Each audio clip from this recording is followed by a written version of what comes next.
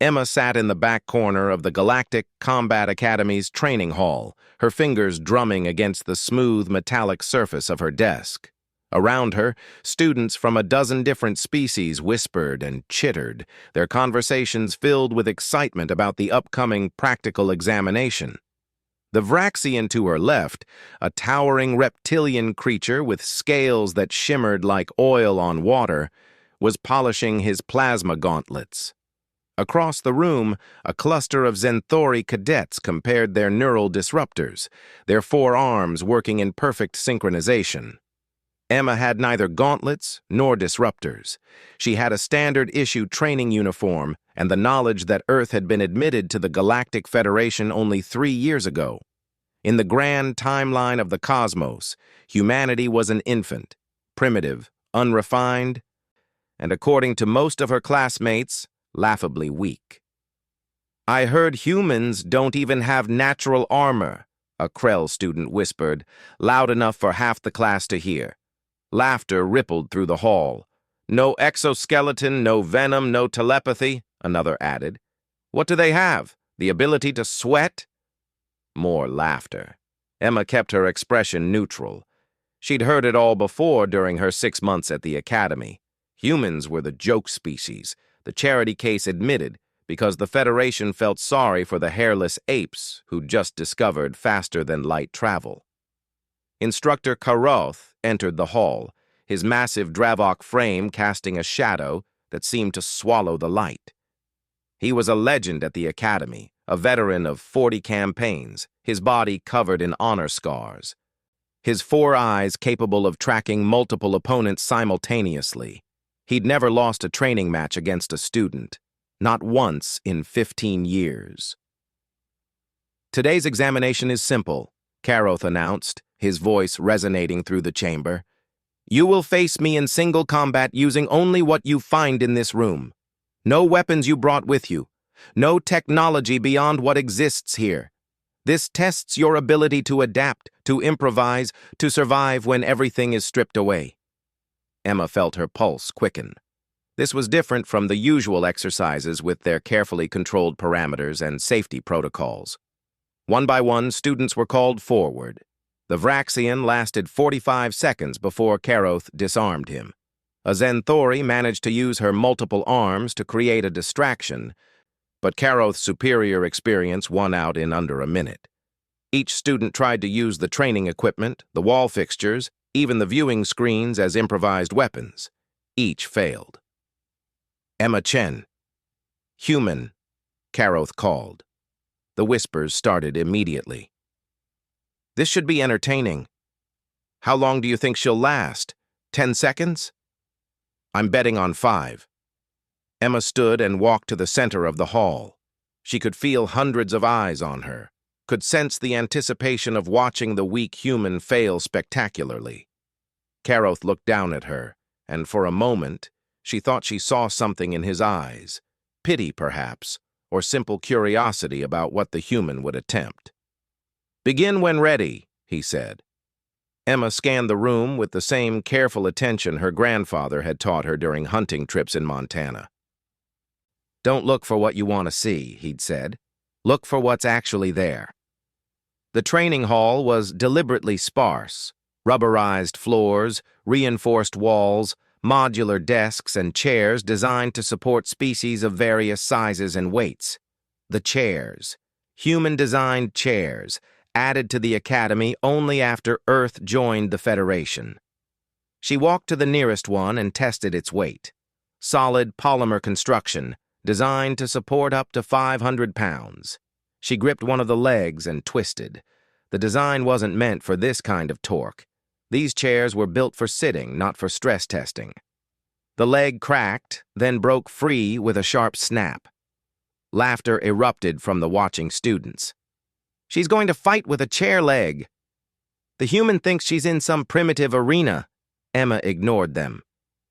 She tested the weight of the broken leg, felt its balance. About 2 feet long, slightly curved with a jagged break at one end and a rubberized foot at the other.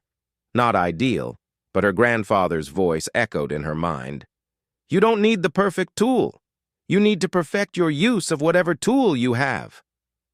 Karoth waited, his stance relaxed but ready. He'd seen thousands of improvised weapons, faced opponents who could crush steel with their bare hands. A human with a piece of furniture didn't concern him. Emma moved.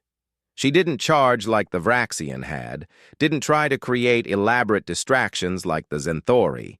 She moved laterally, keeping her weight on the balls of her feet, the chair leg held low and close to her body.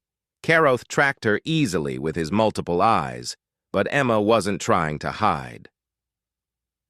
She was learning his patterns, watching how he shifted his weight, how his primary arms moved in response to threats. He struck first, a testing blow that would have sent most students flying. Emma pivoted, using his momentum against him, a technique as old as humanity itself. The chair leg swept low, not at Karoth, but at the rubberized floor.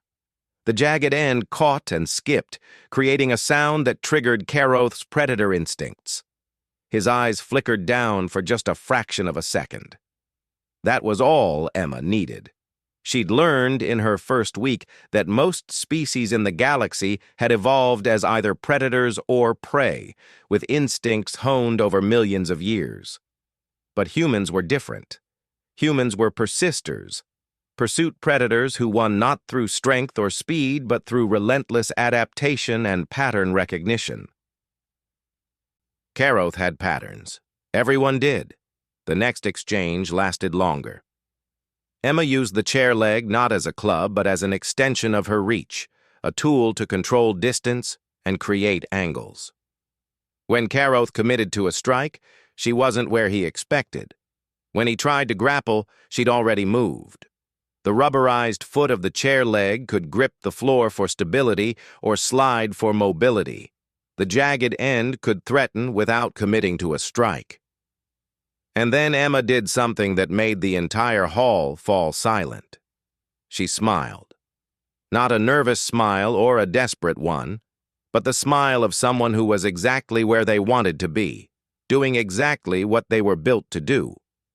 Humans might not have armor or venom or telepathy, but they had something that 40 million years of evolution on a harsh, beautiful, unforgiving planet had given them.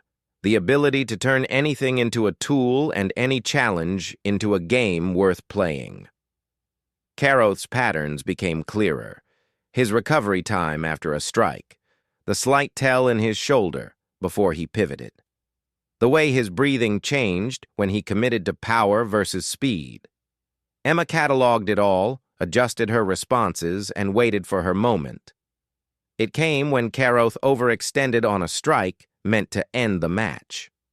Emma dropped low, swept the chair leg behind his lead leg, and used his own momentum to send him stumbling. Before he could recover, she was behind him, the jagged end of the chair leg pressed against where she'd learned a Dravok's primary nerve cluster was located.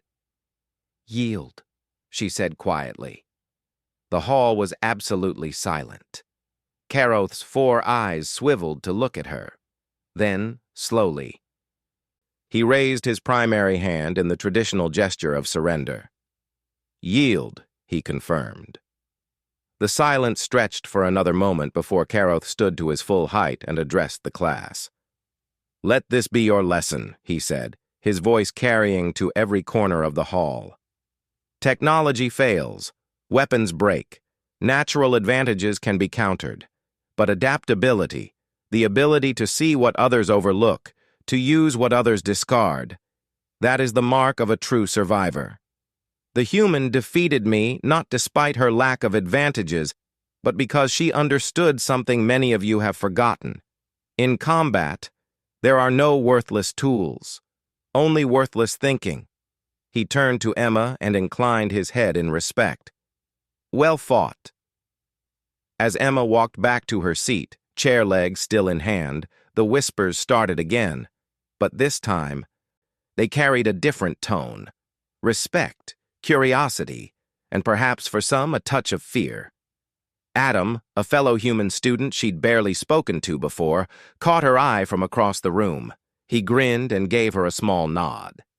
Emma sat down, placed the broken chair leg on her desk like a trophy, and allowed herself a small smile.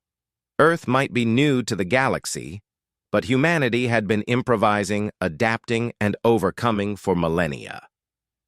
The galaxy was only just beginning to understand what that meant.